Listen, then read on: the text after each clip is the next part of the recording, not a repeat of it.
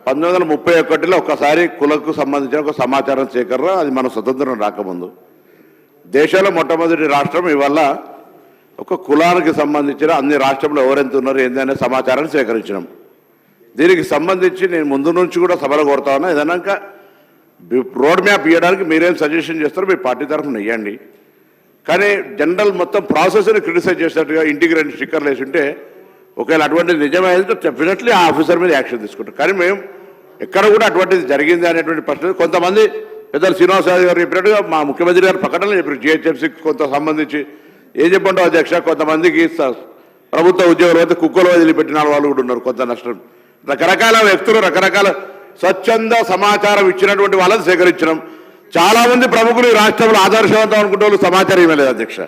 కాబట్టి ఆ విషయాల దగ్గరికి ఎక్కడికి పోకుండా గౌరవ సభ్యుని నేనేం కోరుతున్నా అంటే, ఇది రేపు రాజకీయంగా, విద్యాపరంగా, ఉపాధి పరంగా సమాజంలో గౌరవంగా తలెత్తుకి తిరగడానికి సంబంధించి ఒక డాటా మంచి క్షేత్ర స్థాయిలో శాస్త్రీయ పద్ధతిలో అధికారులు చదువుకున్నటువంటి ఐఏఎస్ అధికారులు పర్యవేక్షణకు సంబంధించి బీహార్ వేరే రాష్ట్రంలో జరిగిన దానికంటే ఎక్కువ మార్పు చేసి నేను కూడా ప్రత్యక్ష సాక్షిని భాగస్వామిని అధ్యక్ష.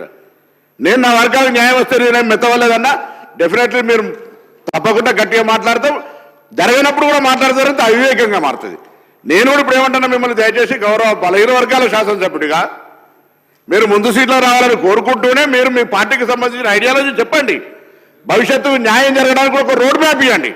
ఇప్పుడున్న దాంట్లో పొరపాటు జరిగితే సరి చేయడానికి పెద్దలు గౌరవనీయులు మాజీ మంత్రి శ్రీనివాస గారు అనుభవపూర్వకంగా ఇది ఇట్లా చేస్తే బాగుండేది ఒక సజెషన్ చేసినాడు. గవర్నమెంట్ దాన్ని ఏం చర్చ చేస్తుందో చేస్తుంది. కాబట్టి దయచేసి మీరు మనం ఎలక్షన్ కమిషన్ అని చెప్పింది ఇంకా ఇప్పుడు వచ్చిన సమాచారానికి సంబంధించి మీరు ఎప్పుడైనా ఎక్కడైనా ఎట్లా దానికి చర్చ చేయమని చేద్దాం. కానీ దయచేసి దీనికి సంబంధించిన ఈ సమాచార సేకరణను ప్రశంసించకపోతే కనీసం సలహా సూచన చెప్తూ భవిష్యత్తు రోడ్డు మ్యాప్కు కొంత బలహీన వర్గాల గౌరవం పెరగడానికి మంచి మార్గము అన్వేషణ చేయమని చెప్పి కోరుతాను. ఇది అందరి విద్యా, ఉపాధి, సామాజిక, రాజకీయ, ఆర్థిక అనేక రకాల మార్పుకు ఒక తొలి మెట్టు. ఇవాళ నుంచి ప్రారంభమయ్యే ఈ మజిలీ, ఈ యొక్క యాత్ర భవిష్యత్తులో చివరి బీసీ దాకా చేరడానికి మనమందరం ప్రజాప్రతినిధులుగా ఆ కార్యాచరణ తీసుకొని ఏ పార్టీలో ఉన్నా దానికి ఉపయోగపడే విధంగా మన యొక్క సలహా సూచన ఉండాలని ఆకాంక్షిస్తున్నారు అధ్యక్ష.